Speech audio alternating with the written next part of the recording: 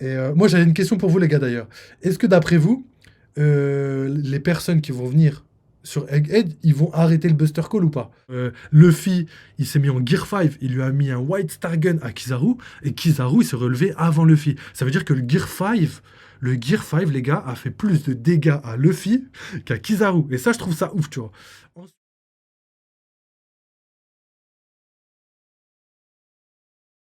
Obligatoire. Zoro, surtout, hâte de voir comment tout le monde sera sauvé. Mais pour le moment, ce qui m'intéresse et ce qui va vous intéresser aussi, hein, désolé, je vous regarde pas dans les yeux, mais c'est la fin de ce chapitre. Nous y sommes, le moment tant attendu. La fin du chapitre, plus précisément la dernière case, représente un de ces cliffhangers qu'Oda sait si bien faire. Le navire de la marine censé détruire celui des rescapés d'Egghead se retrouve lui-même attaqué Ok. par un groupe d'individus dont l'identité n'est pas dévoilée, laissant ainsi libre cours à notre imagination. Et ça, vous allez bien le voir dans cette review. Une chose est certaine, la marine les connaît. Ils semblent même réputés et clairement assez puissants pour atomiser l'un de leurs cuirassés. Alors qui est-ce? C'est évidemment toute la question qu'on se pose en cette fin de chapitre. Normalement, dans cette review, on va avoir un début de réponse. Je pense qu'on pourra pas faire mieux. Étant donné que les possibilités sont très nombreuses, on va toutes les analyser comme il se doit et vraiment, vous risquez d'être surpris. Commençons par le choix numéro 1. Il s'agit des révolutionnaires. Let's go! Les révolutionnaires sont là. Dragon vient sauver son fils et ses deux amis, Kuma et Vegapunk, des griffes de la marine et du gouvernement. Donc ça, honnêtement, ça fait partie des trucs les plus obvious, les gars. Tout le monde l'a dit. Donc, logiquement, c'est pas ça. La grande bataille approche. Les révolutionnaires apportent enfin une réponse en défendant un navire de civils ayant failli subir le même sort qu'Ohara. Ah, si ce scénario palpitant est l'un des premiers qui peut vous venir en tête, j'ai le malheur de vous annoncer que normalement il est totalement impossible. Voilà, Merci. il est impossible pour la simple et bonne raison qu'au chapitre 1103, après que le flashback de Kuma fut terminé et qu'on soit revenu dans le présent, Merci. les révolutionnaires dont Dragon étaient toujours sur Kamabaka. Or, seulement quelques dizaines de minutes séparent le chapitre 1103 du chapitre 1105. Il est impossible pour les révolutionnaires de faire un tel trajet, de littéralement traverser le nouveau monde et surtout Marie-Joise en un laps de temps si court. Bien que l'idée était donc alléchante, cette case du chapitre 1103 est la preuve que ce n'est malheureusement pas possible normalement. Allez, rassurez-vous, d'autres groupes tout autant hypants ont une chance d'apparaître. Après, quand on dit impossible, c'est pas totalement impossible. S'il y a un petit peu un truc de téléportation ou un truc qui peut expliquer le voyage, peut-être qu'ils pourront faire le voyage. Mais actuellement, c'est tellement impossible. On l'a déjà dit plusieurs fois. Ils savent même pas où Kuma est allé. C'est la dernière case qu'on a des révolutionnaires et c'est en même temps de ce qui se passe. C'est-à-dire que c'est, en termes chronologiques, c'est là tout de suite, tu vois, dans là où on voit Saturne sur l'île avec Luffy qui est en train de manger, etc. Au même moment, Dragon est en train de se dire, ouais, où d'après toi Kuma est allé? Tu vois, donc juste ça déjà, ça montre que c'est très peu probable. Ou peut-être que c'est hyper probable, enfin, peut-être que Oda nous avait fait une grosse feinte en mode, ouais, ils peuvent pas venir, et bam, il nous montre par un moyen tiré par les cheveux que téléportation, tout ce que tu veux, qu'il a réussi à venir, tu vois. On va justement en parler. Et c'est d'ailleurs la grande flotte des Mugiwara qui remporte le titre de l'hypothèse la plus probable. En effet, Mais ça m'éclate. Mais moi, je suis grave d'accord avec toi, tonton Bar. C'est vrai que grâce à son fruit, moi aussi, je pense qu'il pourrait même faire voler tout son bateau, tu vois, avec le vent et tout. On sait que ça a un rapport avec le vent. Et qu'il pourrait emmener tout son bateau jusque là-bas. Le seul problème, c'est juste que entre Ohara, pas Ohara, qu'est-ce que j'ai? Entre Dressrosa et Zou, il y a 2 semaines. Juste entre Dressrosa et Zou. Il y a 2 semaines de voyage. Ça veut dire qu'on a facilement un mois de trajet entre les deux zones. Et regardez Kuma, même lui, qui a un fruit hypersonique, là, qui peut se déplacer de ouf, il a mis à peu près 24 heures, on va dire, entre le moment où il est parti des révolutionnaires et arrivé jusque là-bas. Et pour moi, Kuma, en termes juste de déplacement réel, si on enlève la téléportation, c'est le plus rapide. Je vois pas quelqu'un pouvoir se déplacer plus rapide que ça. Même si Dragon vole et tout, avec le vent et tout, il ira pas aussi vite que Kuma, parce que Kuma, c'est vraiment air compressé, tout ce que tu veux, tu vois, vitesse suprême, tu vois. C'est pour ça que pour moi, il peut se déplacer, mais là, ça ferait beaucoup, tu vois. Le fait que Kuma est arrivé 24 heures, entre guillemets, après, et qu'en plus, il a dû faire un arrêt et tout, etc., tu vois, je me dis, le fait que Dragon, lui, qui, là, tout de suite, maintenant, est à New Kamaland, le fait que là, ils se disent, bon, allez, je prends le bateau, j'y vais, et qu'il soit là en peu de temps, il n'y a qu'une seule personne qui a réussi à faire ça dans le manga, et il a quand même mis 24 heures, c'est Shanks. Donc, et du coup, Kuma... Là. Donc, possible, mais c'est pas la théorie que je vais prioriser. Alors, c'est pas impossible, comme Shanks a fait un nouveau en une journée, je sais, mais justement, je pense qu'il y a une explication derrière ça. Et je pense que si Shanks réussit à le faire, ça veut dire que tout le monde ne peut pas le faire. Ça veut dire qu'il a une raison de le faire valable. Et ça, on l'a déjà étudié en vidéo. C'est parce que justement, si Dragon avait ce pouvoir-là, il aurait récupéré Sabo beaucoup plus facilement. Quand, par exemple, Sabo, il est parti faire attaquer Marie-Joie. Il les aurait envoyés et récupérés beaucoup plus facilement. S'il avait ce pouvoir et que c'était facile pour lui de l'utiliser, il l'aurait fait, tu vois, comme ça. Alors que là, clairement, déjà en termes de raison d'aller à Egghead, il n'y a pas beaucoup de raisons pour lui d'aller à Egghead, tu vois. Récupérer Kuma, il l'a déjà fait, ça n'a pas marché, il l'a repris, et on voit aujourd'hui que Kuma ne reste pas avec les révolutionnaires, il est parti. Donc le fait de remettre en danger son armée pour aller à Egghead, pour une raison moindre, sachant que Dragon est au courant de rien, on l'a vu dans le dernier, il est au courant de rien de ce qui se passe à Egghead. On ne sait pas, Tenryubito, il n'est pas au courant qu'il y a un membre du Gorosei, il n'est pas au courant de tout ça. Donc, est-ce que c'est possible? Je sais pas. Mais voilà. Après Shanks, comme il peut aller voir le Gorosei, il doit avoir des raccourcis. Mais même raccourci, je pense pas que ce soit raccourci. Parce que même raccourci, je veux dire, en bateau, en mode bateau normal, c'est vraiment impensable de faire en un jour. Quand je vous dis, regardez Dressrosa Zoo, ça veut dire que c'est même pas Nouveau Monde, pas Nouveau Monde. C'est juste Dressrosa Zoo, c'est-à-dire que juste il se déplace d'un endroit à un autre, genre Elbaf à truc, il va en avoir pour 2 semaines. C'est-à-dire que lui, il a un moyen de déplacement ultra rapide. Et pour moi, il n'y a que lui qui peut faire ça. Sinon, ça enlève toute la magie du bail, tu vois. Sinon, on se dit, ouais, en fait, tout le monde peut le faire, tu vois. Et je pense que tout le monde ne peut pas le faire. Sinon, Dragon aurait pu attaquer des endroits, faire déplacer ses membres ultra rapidement.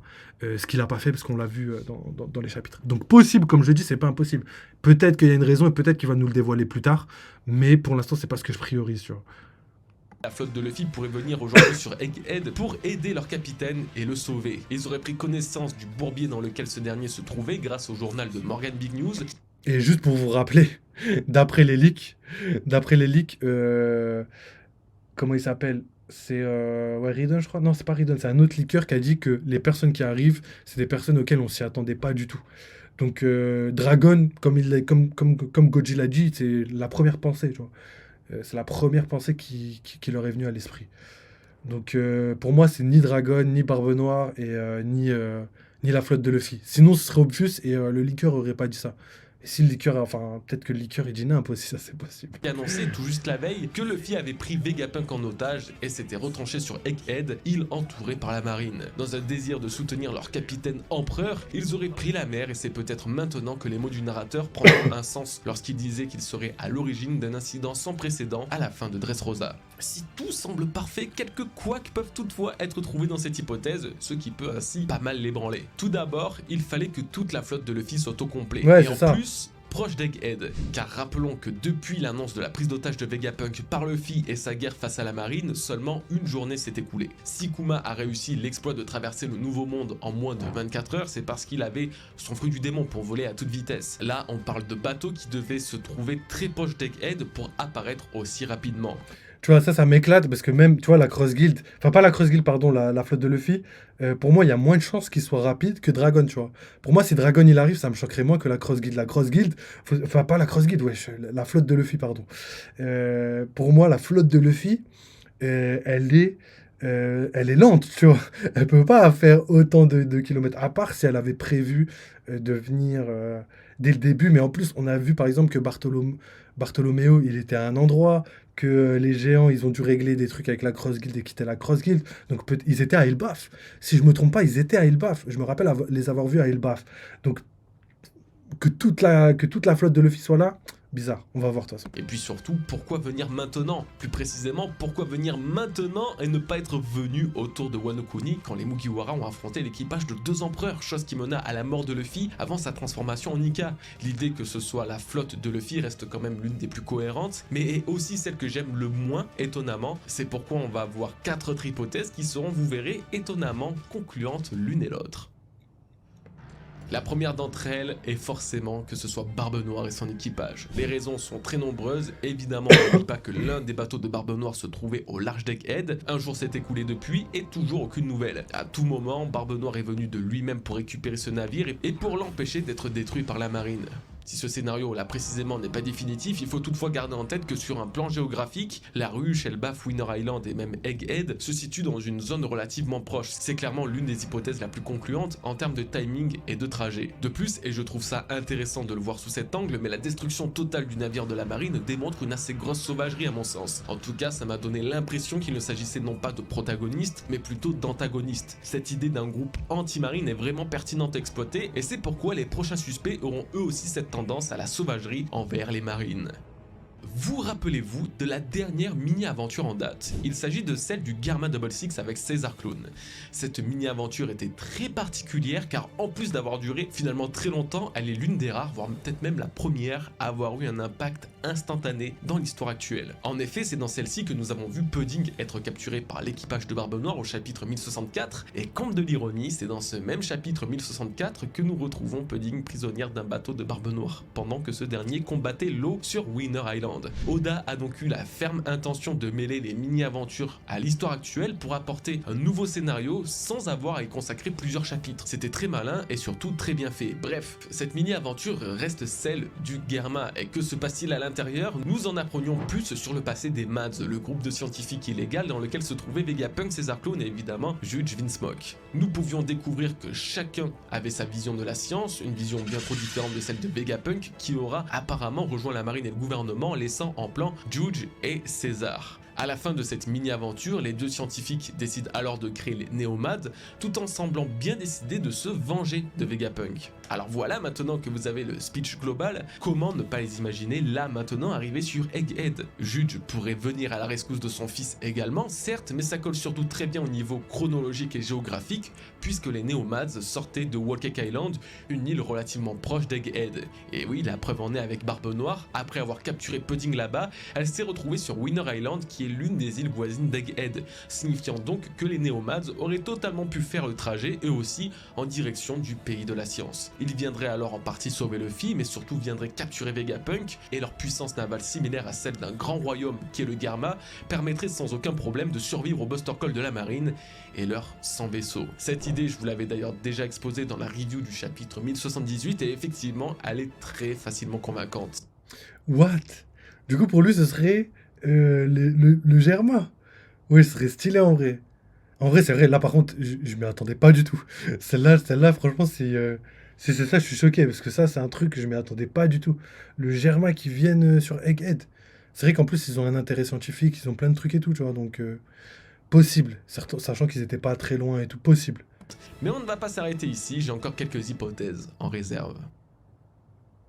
On va descendre d'un étage en termes de hype, mais il y a donc Koribou et son équipage, le frère de Caribou. Ouais, vous l'avez pas vu venir ça là, hein? Eh bien vous allez être surpris mine de rien. J'ai pas du tout l'idée, mais il y a un petit truc, un truc assez intéressant à exploiter pour que je vous en parle. Déjà basiquement, Caribou est sur Egghead, voilà, il aurait pu contacter son frère pour venir le récupérer. Mais je crois pas. En fait, je crois qu'il a oublié que son frère, il s'était fait capturer par la marine. Et en fait, son frère, il a tout fait pour le libérer. Et quand il l'a libéré, la marine l'a chopé. Et il a laissé son frère se faire enfermer. Et Caribou, il s'est barré, ce bâtard. Il a laissé son ref, wesh. Jusque-là, rien de fou ou d'incohérent. Surtout que ça fait vraiment longtemps qu'ils sont séparés, depuis les mini-aventures de Caribou, justement, Ouais, donc ça. le retrouvailles sont de rigueur, à un moment ou l'autre, en tout cas. Mais l'une des choses qui me charme le plus, c'est la réputation qu'ont les frères Caribou. Enfin, Caribou en particulier, mais ça revient au même. Le fait de voir un navire de la marine être totalement annihilé, plus ce que je viens de vous dire à l'instant, bah du coup, je me dis que oui, c'est what the fuck sur les bords, mais ça pourrait passer. Mais bon, je vais être C'est what honnête, the fuck, en hein. comparaison avec ce qui va suivre, c'est bien moins hypant. Oh oui, vraiment moins. Et si, par tous les diables, ce n'était ni plus ni moins que la déjà légendaire Cross Guild de Mihawk, Crocodile et Baggy qui fera son apparition sur Egghead. Non, posez ces pierres, baissez vos fourches. Vous allez comprendre pourquoi je pense ça et pourquoi je le pense même depuis plusieurs mois. Il faut remonter à ma review du chapitre 1076 pour m'entendre en parler pour la première fois. Dans ce chapitre, la Cross Guild n'apparaît pas et n'est même pas mentionnée. Qu'est-ce que fout cette théorie ici alors, n'est-ce pas? Eh bien, ça va être très simple à comprendre. Oda a semble-t-il mis en place plusieurs parallèles en Supernova que sont Luffy, Kid et Law, juste après l'arc de Wano Kuni. Ils ont chacun une prime de 3 milliards de berry, ils ont chacun éveillé leurs fruits, ils sont chacun à l'origine de la chute d'un empereur et ils ont chacun pris une route distincte en quête du One Piece et donc de l'Aftel. La seule véritable différence qui se trouve chez Luffy, c'est que lui, il a eu le titre d'empereur contrairement aux deux autres, mais ça on y reviendra un petit peu après. Justement, on va parler des deux autres, Law et Kid. Vous n'êtes pas sans savoir que tous les deux, chacun de leur côté, ont vécu des moments pas ouf. En fait, concrètement, en ce moment, ils se sont tous essayés à la plongée sous-marine après avoir croisé la route d'un empereur. Law aura rencontré Teach et perdu contre lui, tandis que Kid, lui, aura rencontré et perdu contre Shanks. Il se sera fait même déchirer, pour être honnête. Sans se soucier du sort qu'ils ont subi, vous aurez compris que c'est surtout le fait qu'ils aient rencontré chacun un empereur qui m'intéresse. Et si ça allait être le cas pour Luffy. Et si Luffy allait lui aussi rencontrer un empereur, un autre empereur du moins, qui sera Baggy le clown. Si le parallèle peut sembler intéressant, un problème est quand même d'actualité. Luffy est sur Egghead et aucun autre empereur se trouve à l'horizon. Le parallèle et la théorie étaient donc foutus. Non, messieurs, dames, ça ne fait que commencer. Le scénario penche en notre faveur et pourrait absolument annoncer l'arrivée de la Cross Guild et il s'agirait d'eux à la fin de ce chapitre 1105. Voici tous les éléments qui vont vous convaincre à 100% de cette théorie. 90%, 80%, 30%. Tout d'abord, il convient de garder en tête que depuis 2 jours, Morgan Big News a dévoilé au monde la présence de Luffy sur Egghead et d'une guerre frénétique contre la marine dans laquelle il s'est lancé. Ce titre serait l'élément déclencheur de la venue de la Cross Guild sur Egghead pour la raison suivante. La Cross Guild a comme principal but de partir en guerre contre la marine. C'est dans l'ADN de ce groupe au point où Mihawk lui-même était autrefois un chasseur de marine. Ok. Du coup, Théo, t'avais vu cette vidéo du coup? Parce qu'en fait, on en a parlé au début et Théo nous a dit la même chose, comme quoi chaque personne rencontrerait un empereur. Mais après, je me dis, est-ce que là, sur Egghead, l'empereur en question, ça pourrait pas être, ça pourrait pas être Saturne? Ou même, en vrai, j'ai l'impression que, qu'il y a plus de chances que ce soit Barbe Noire, l'empereur en question, parce que il est justement. Même pas, t'as même pas vu, putain. Bah, du coup, il a dit tout comme toi. Et je me dis, en vrai, ouais, peut-être Barbe Noire, tu vois, ce serait l'empereur en question. Parce que regardez, si on prend le parallèle jusqu'au bout, parce que si Oda a fait un parallèle, je pense qu'il l'aurait fait un parallèle jusqu'au bout. Si chacun des personnages rencontre un empereur, et en plus, on voit que Kid et Law ont perdu contre un empereur, ça voudrait dire que Luffy va rencontrer un empereur et il va perdre aussi. Parce que si Oda fait un parallèle, je pense pas qu'il va faire un mini parallèle, tu vois. Du coup, c'est pour ça que moi, pour moi, le parallèle, je pense pas. Soit il y aura pas de parallèle et qu'il y aura pas d'empereur, ou soit il y aura peut-être un parallèle, mais je sais même pas s'il y aura vraiment un parallèle, dans le sens où peut-être qu'il y aura Baggy, mais peut-être qu'aussi il y aura Barbe Noire, et peut-être qu'il aura rencontré plusieurs empereurs, tu vois. Ça, je me dis que c'est pas impossible non plus. Donc, et en plus, vu que Luffy il a battu un empereur à lui tout seul, et que, et que les deux autres, ils ont battu un empereur à deux, que Luffy rencontre 2 empereurs, ce serait marrant, tu vois. Ce serait un peu équitable. Mais pour moi, tu vois, les parallèles, on peut pas les suivre jusqu'au bout. Et c'est pas des preuves en soi. Même s'il rencontre la Cross Guild, je suis même pas sûr que Oda l'aurait fait pour justement ce parallèle. Parce que le parallèle, il serait pas suivi jusqu'au bout. Après, Luffy est empereur comparé aux deux autres, bien sûr. Bien sûr. Mais est-ce que justement Oda va suivre cette logique-là? Étant donné que c'est un empereur, peut-être que justement, il aurait pas envie de le faire rencontrer avec 2 empereurs, tu vois. Et le fait qu'ils réussissent à battre un empereur là maintenant, pour moi, y a pas d'affrontement possible là. Enfin, je veux dire, wesh, Baggy. Donc là, l'équipage de Luffy, il va combattre un équipage d'empereurs là. Là, c'est ce qui va se passer pour la fin de Egghead. Je sais pas, je pense que déjà, il faut qu'il fuit de l'île et faut qu'il y ait une raison. Parce que là, déjà, il y a un problème, c'est Saturne. Après, il y a sûrement Barbe Noire qui est pas très loin, qui a été teasé dans l'arc. Et comme je l'ai dit, Oda, il place pas des informations inutilement. Donc ça m'étonnerait même pas que Barbe Noire, et si la Cross Guild vient, ils se tapent entre eux et que Luffy puisse partir. Et moi, j'avais une question pour vous, les gars, d'ailleurs. Est-ce que d'après vous, les personnes qui vont venir sur Egghead, ils vont arrêter le Buster Call ou pas? Est-ce que le Buster Call va être complètement détruit? Est-ce qu'ils vont abattre 100 navires? Ou juste ça va être des antagonistes qui vont arriver? Mais tu sais ce que j'ai envie de vous dire, les gars? C'est que j'ai l'impression que la construction d'Oda, c'est que ça va jamais finir.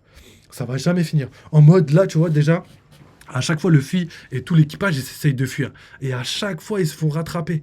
Ils se font tout le temps rattraper. Même, on dirait, ils n'arrêtent pas d'échouer. Ça me rappelle vraiment Shabonji quand ils n'arrivaient pas à s'enfuir. Tout le monde partait dans son côté et jamais personne n'a réussi à s'enfuir. Et du coup, là, c'est la même chose. Dans le sens où Luffy, il s'est mis en Gear 5. Il lui a mis un White Star Gun à Kizaru. Et Kizaru, il s'est relevé avant Luffy. Ça veut dire que le Gear 5, les gars, a fait plus de dégâts à Luffy qu'à Kizaru. Et ça, je trouve ça ouf, tu vois.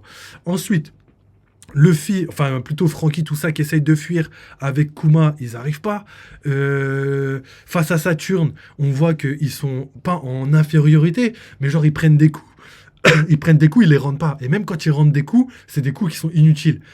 Comme Kuma qui a attaqué inutilement, parce que là, Saturne il est debout, tout va bien. Franky a attaqué inutilement parce que Saturne est debout. Et en plus de ça, Kizaru a détruit la fameuse roquette là, qui devait partir. Et du coup, la roquette a été coupée. Donc, ouais, là en ce moment, c'est que échec sur échec pour les Mugiwara. Juste déjà face à Saturne. Donc là, si en plus de ça, il y a Baggy qui arrive avec Mihawk et Crocodile et tout l'équipage, et qui vont s'affronter entre eux. Ouais, ça va être nimp. Ça va être nimp. Là, j'ai l'impression que c'est ce que Oda met en place. En mode, il va ramener Barbe Noire, il va ramener Baggy, il va dire, allez, tout le monde là-dedans et let's go, on verra bien ce qui va se passer. Et il va nous faire une soupe là-dedans, frère. Oh là là, j'ai trop hâte. Mais imaginez, c'est ça. Si c'est ça, c'est ouf. C'est-à-dire que c'est vraiment l'arc qui va péter les plombs, tu vois. En mode, il va y avoir plein d'incidents et l'incident en question, c'est qu'il y a 15 000 trucs qui vont apparaître. Et peut-être d'ailleurs que Saturn va être défait, mais pas par Luffy, mais par peut-être Barbe Noire, parce que Barbe Noire a la faculté d'enlever les pouvoirs du fruit du démon, donc enlèverait l'immortalité, mais Luffy, pour moi, n'est pas capable de battre Saturne, parce qu'il n'est pas assez intelligent pour réfléchir. Lui, il va juste taper, et il va pas réussir. Et quand on voit le combat Luffy-Kizaru, si jamais Luffy est dans le même état, après 2-3 coups en mode Gear 5, là, comment il va faire pour tenir face à Saturne, tu vois. Une fois allongé par terre, gros, ça va être tendu de réussir. Donc pour moi, Luffy est capable, en termes de puissance, de le battre, mais vu qu'il n'a pas l'intelligence nécessaire pour se dire, ouais, il se régénère, comment je vais faire, faut que je trouve un moyen.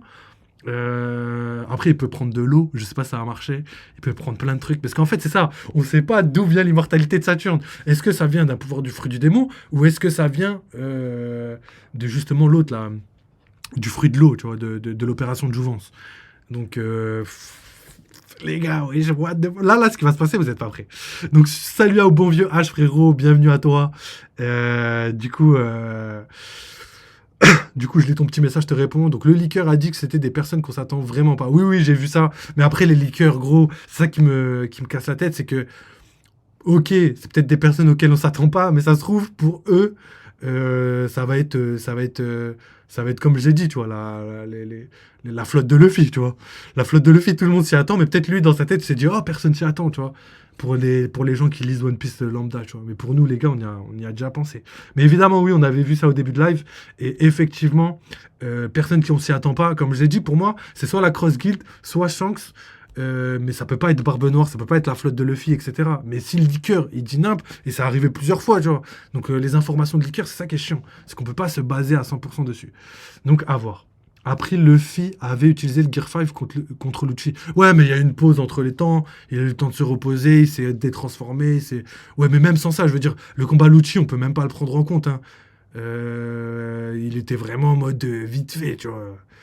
Il n'a pas eu besoin de vraiment se saigner. Et n'oubliez pas qu'il s'est passé énormément de temps entre le moment avant l'ellipse et après l'ellipse de Egghead, tu vois, la petite ellipse. Il y a toute la nuit qui est passée, tu vois.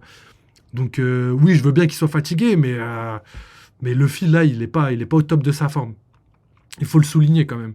Et ça rajoute le fait que là, s'il n'était pas au top de sa forme, et juste le combat de Lucci l'a suffisamment affaibli pour que son Gear 5 contre Kizaru fasse moins de dégâts à Kizaru qu'à lui-même, qui s'est fait... Franchement, Luffy, c'est limite, c'est un poids pour lui-même. C'est un truc de ouf. Donc si on prend ça en compte, ça veut dire que même là, s'il a mangé, il a quand même toute la fatigue et tout, tu vois. C'est pas comme s'il était reposé et tout, après, il n'est pas à 100%, tu vois, là. Même s'il a mangé, ça va pas lui redonner... 100% de sa puissance. Donc, dans le manga, entre guillemets, oui. Mais si Lucci ça a une influence sur le combat de Kizaru, ça veut dire que le combat Lucci plus le combat Kizaru a une influence sur le combat qui va arriver là maintenant.